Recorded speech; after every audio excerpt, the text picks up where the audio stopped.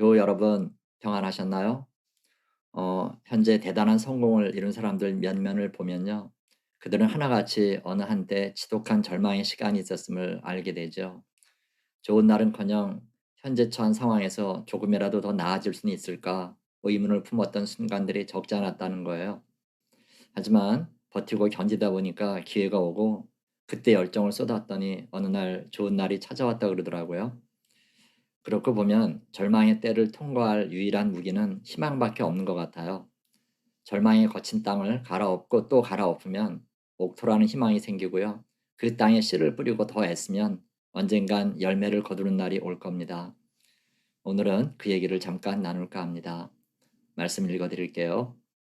룻기 4장 13절에서 15절까지 말씀입니다. 이에 보아스가 룻을 맞이하여 아내로 삼고 그에게 들어갔더니 여호와께서 그에게 임신하게 하심으로 그가 아들을 낳은지라. 여인들이 나오미에게 이르되 찬송할지로다. 여호와께서 오늘 네게 기업 물을 자가 없게 하지 아니하셨도다. 이 아이의 이름이 이스라엘 중에 유명하게 되기를 원하노라. 이는 내 생명의 회복자이며 내 노년의 봉양자라. 곧 너를 사랑하며 일곱 아들보다 귀한 네 며느리가 낳은 자로다 하니라.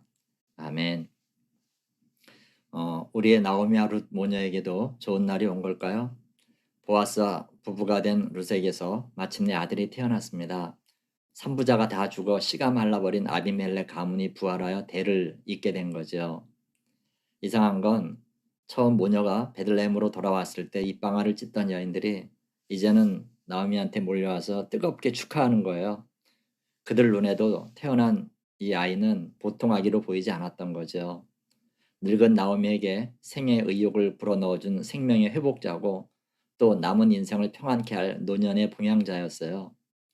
무엇보다도 최고의 찬사는 어머니를 사랑한 일곱 아들보다도 귀한 며느리 룻이 낳은 아이라는 겁니다. 남의 나라로 떠났다가 남편과 두 아들을 잃고 빈털터리 거지꼴로 고향으로 돌아와서 놀림거리가 됐잖아요. 그런 나오미에게 이렇게 좋은 날이 온 거예요. 그건 나오미에게만이 아니었죠. 어머니가 된 룻도 이제 인생의 가장 화려한 봄을 맞이하게 됐어요. 처음에야 뭐 베들레헴 사람들에게는 천한 이방 여인 출신으로 각인됐는지 모르지만요. 그런 룻에게 일어난 일은 하나님이 하신 일로 증거된 거예요.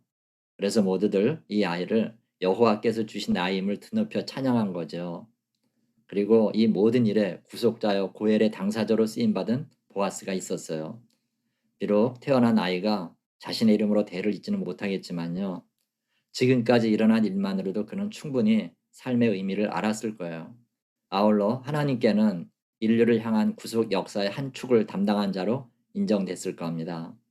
셋 모두에게 이렇게 좋은 날이 온 거죠.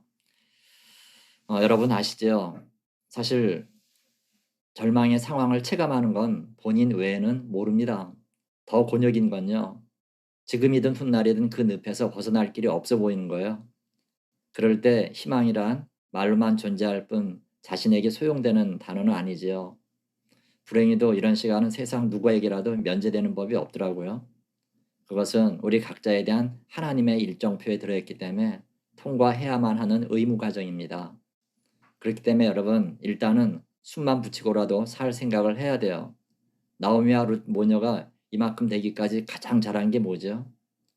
고향으로 돌아올 결단을 한 것도 또 보아스의 밭에서 떠나지 않은 것도 또 침상에 이불을 들춘 것도 아닙니다. 희망 없어 보이는 이 생에서 그래도 죽을 생각하지 않고 살기로 작정한 거예요. 여러분 어쩌면요.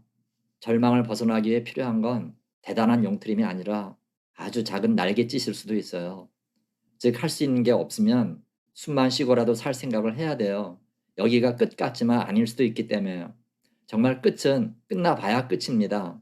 절대 여러분 이렇게 살아서 무엇 하나 생각하지 마세요. 악착같이 버티고 또 버텨야 됩니다. 저의 부끄러운 고백을 하나 할까 해요. 저는 고등학교 때 주의 종이 되기를 소원했지만 성인이 돼서도 그 약속을 지키질 못했습니다. 그러다가 결혼한 얼마 후에 신학교를 들어가기로 했지요. 하지만 시간이 조금 지나자 또 마음이 변해서 다시 그걸 포기했습니다. 너무 싫었고 내키지 않더라고요. 내 자유를 속박하고 인생의 온갖 재미를 버려야 되는 그 일이 제게는 너무 어려웠던 거예요. 그렇게 우왕좌왕하는 사이에 집 사정은 점점 나빠졌죠. 특별한 돈벌이도 하지 못하고 그냥 시간만 보내고 있으니 빚은 늘어가고 아내의 절망은 점점 커져가기만 했지요. 여러분 그렇잖아요. 여자는 자기 남편이 뭔 일을 하든 미래가 보이면 어떻든 견뎌내는 법입니다. 하지만 목표 없이 보내는 그런 날이 길어지면 길어질수록 여자는 자포자기에 빠지게 돼요. 그나마 이혼을 할 수 있으면 좋겠는데 뭐 그럴 수도 없는 거예요. 그런 어느 날 아내가 나간 사이 방바닥에 놓여 있는 아내의 일기를 보게 됐어요. 물론 뭐 집사람은 제가 그 시간에 돌아올 줄 몰랐죠. 그때 일기를 다는 기억 못하지만 몇 줄은 아직도 생생히 기억을 합니다. 오늘도 나는 작은 아이를 업고 동네 길을 따라 한참을 걸었다. 집에 있으나 밖으로 나오나 괴롭고 슬프기는 마찬가지다. 나는 무엇을 바라고 사는 건가? 하나님은 왜 그렇게 내 기도를 외면하시는 건가? 차라리 죽을까? 아이들 때문에 그럴 수도 없다. 주님, 오늘 밤 잠이 들면 내일 아침이 오지 않게 해주세요. 눈을 뜨면 천국이게 해주세요. 그 일기장에 눈물 자국이 보이진 않았지만 그 한 줄 한 줄에 배어 있는 아내의 눈물과 한숨은 잊을 수가 없습니다. 그때 제가 처음으로 진짜 신학교를 가야 되겠다는 마음을 먹었죠. 그래요, 여러분. 아내는요, 그 넘어짐의 시간들을 잘 견뎌냈어요. 소유든 멘탈이든 다 붕괴됐는데도 살아냈어요. 저희 아내의 그 버텨내는 시간이 있어서 지금 이나마의 제 모습이라도 가능하지 않았을까 그런 생각이 드네요. 여러분, 죽겠어도 죽지 말고 버텨야 됩니다. 숨만 쉬고라도 살아야 돼요. 그거 자체가 날갯짓이에요. 나오미와 룻처럼 우리에게도 분명히 좋은 날은 올 겁니다. 때때로 우리 역시 사방팔방이 다 막힌 시절이 있었잖아요. 어쩌면 지금 그런 시간을 보내는 분도 계실 거예요. 하지만 여러분 기억하십시오. 나오미와 룻의 하나님은 곧 우리 하나님이시기도 하잖아요. 분명 암울한 날들을 보내던 중 기쁜 날을 맞이한 이 모녀처럼 우리한테도 언젠간 그런 날을 분명히 선사하실 겁니다. 그러므로 여러분 오늘도 절대 희망의 끈을 놓아서는 안 됩니다. 아무리 사방팔방이 꽉 막혀 있어도 하늘 쪽은 오늘도 환히 트여 있잖아요. 좋은 날은 분명히 올 겁니다. 잘 보이지는 않겠지만 오늘도 우리 하나님의 손을 꼭 부여잡고 일어나세요. 좋은 날은 꼭 옵니다. 이 믿음으로 승리하시는 저와 여러분의 복된 하루가 되시기를 주님의 이름으로 축원합니다. 아멘. 기도하겠습니다. 하나님 아버지 감사합니다. 세상 누구든 통과해야만 되는 고통의 시간들이 있는 줄 압니다. 다른 사람 아닌 우리 주님께서 그걸 마련하신 거 우리가 잘 압니다. 우리를 더 정금으로 만드시기 위해 마련하신 그 코스를 주여 우리가 잘 통과할 수 있게 힘 주시옵소서. 아무리 죽을 것 같이 힘들더라도 숨만이라도 쉬고 뼈만이라도 치를 생각으로 살 그 힘과 용기를 허락해 주옵소서. 그렇게 버티고 견디면 분명히 나오미와 룻처럼 좋은 날이 오게 될 줄 믿고 주님의 손을 절대 놓지 않게 주님 도와주옵소서.